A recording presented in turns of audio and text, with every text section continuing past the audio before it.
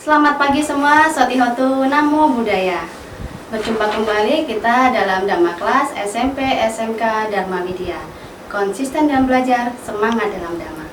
Baiklah, pada kesempatan kali ini kita akan membahas salah satu hari raya agama Buddha, yaitu hari raya Magha Puja. Dan bulan ini bertepatan dengan bulan Magha, di mana umat Buddha merayakan hari raya Magha Puja. Seperti yang kita ketahui, agama Buddha memiliki 4 hari raya yang diperingati setiap tahunnya. Nah, hari raya tersebut antara lain, yang pertama hari raya Magha Puja, yang kedua hari raya Waisak, yang ketiga hari raya Asada, yang keempat hari raya Katina. Magha Puja sendiri merupakan peristiwa penting bagi umat Buddha, dan peristiwa ini terjadi di bulan Februari dan Maret. Sampai sekarang para umat Buddha masih memperingati serta merayakan hari raya ini ya, sebagai yang bertujuan untuk merenungkan atau mengenang kembali peristiwa agung yang terjadi di bulan Magha. Pertemuan agung di bulan Magha didukung oleh 4 faktor atau 4 peristiwa yang mendukung, yang menjadi dasar diperingatinya hari raya Magha Puja. 4 faktor tersebut adalah: yang pertama, berkumpulnya para biku yang berjumlah 1250 tanpa diundang terlebih dahulu. Ya, jadi beliau-beliau ini memiliki kekuatan yang memang tidak harus ketika mereka harus berkumpul di suatu tempat mengadakan acara, tidak harus diundang terlebih dahulu. Ya, jadi mereka sudah mengetahui bahwa ada peristiwa agung dan mereka beliau-beliau ini berkumpul di suatu tempat untuk merayakannya. Itu untuk yang pertama. Yang kedua, biku yang hadir semuanya telah mencapai tingkat kesucian dan memiliki kemampuan abinya. Nah, anak-anak, abinya di sini ada 6 ya. Kita bahas dulu. Untuk yang pertama, itu kemampuan batin fisik atau individu. Seseorang yang memiliki kemampuan ini luar biasa ya anak-anak ya. Karena apa? Nah, seseorang yang memiliki kemampuan ini bisa menghilang, ya, bisa menembus tembok, nah bahkan bisa menciptakan diri kita ini lebih dari satu dan mengembalikannya lagi menjadi satu lagi. Itulah ya kehebatannya apabila kita memiliki atau seseorang yang memiliki kemampuan individu.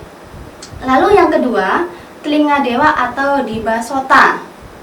Nah, untuk yang nomor 2 ini, kemampuan seseorang yang dimiliki seseorang apabila memiliki dibasota ini, beliau akan bisa mendengar suara manusia.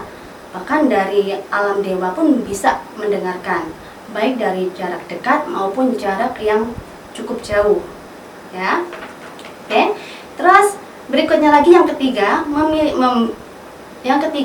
membaca pikiran atau ceta pariyanyanya. Nah, di sini anak-anak, kalau seseorang memiliki kemampuan ini, maka akan bisa membaca pikiran orang lain atau makhluk lain. Makanya jangan macam-macam ya apabila kita nantinya ketemu sama orang yang memiliki kemampuan ini. Kita nggak boleh, atau mungkin sebenarnya sih kita tidak boleh ya memiliki pemikiran yang nggak baik. Tapi apabila kita memiliki pemikiran yang jelek, ketemu sama orang yang sudah memiliki pengetahuan yang seperti yang tadi Ibu sampaikan, itu tidak baik banget, karena takutnya nanti kita ngomongin yang kita omongin ternyata dianya ngerti apa yang kita omongin, apa yang kita pikirkan ya. Berikutnya lagi adalah mengingat kembali kehidupan-kehidupan yang lampau atau Pubaniwasanusati. Nah, ini ya. Jadi seseorang yang memiliki kemampuan mengingat kehidupan yang lampau. Perlu kita ketahui anak-anak, kehidupan kita yang sekarang ini bukan untuk yang pertama dan yang terakhir. Ya, bukan pertama dan yang terakhir. Pasti sebelum kehidupan ini kita pernah terlahir di kehidupan yang lalu, baik sekali, 2 kali, bahkan Ibu yakin ribuan kali ya kita pernah terlahir. Nah, hingga sampai detik ini kita terlahir jadi manusia. Itu untuk yang keempat ya, yang mengingat kembali kehidupan lampau. Lalu yang kelimanya, mata dewa atau dibacaku. Nah ini kalau tadi kemampuan melihat masa kehidupan lampau, nah sekarang melihat masa depan.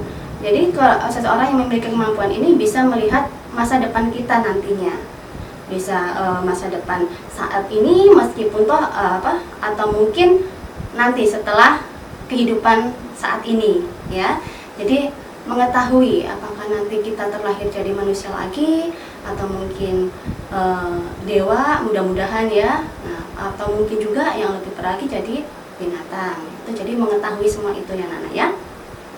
Lalu untuk yang keenam, nah untuk yang keenam ini penyenyapan kotoran batin atau asawakayananya ya. Nah kemampuan ini hanya dimiliki oleh seorang arahat atau sama sang Buddha saja, jadi yang lain tidak memiliki.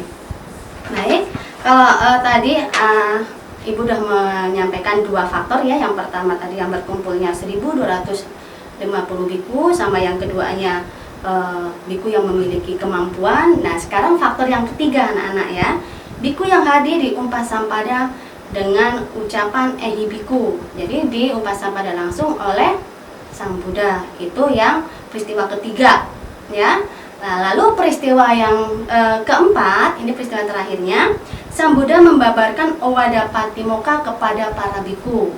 Nah di sini nih, dari pertemuan inilah inti ajaran Buddha dikenal dengan Owada Patimokkha ya, dimana isinya janganlah berbuat jahat, berbuatlah kebajikan, sucikan hati dan pikiran, ini adalah ajaran para Buddha.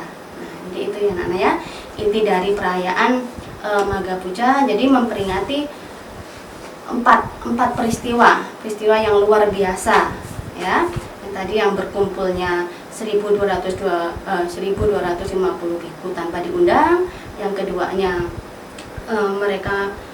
beliau-beliau yang hadir sudah memiliki kemampuan atau tingkat kesucian. Terus yang ketiganya langsung di Upasampada oleh sang Buddha. Lalu yang keempatnya membabarkan Owada Patimokkha ya.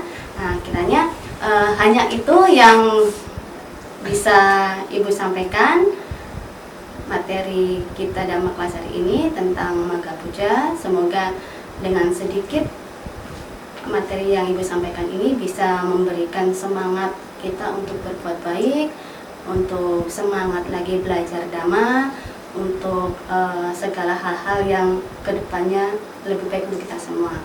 Akhir kata, selamat pagi, Sotihotu, Namo Buddhaya.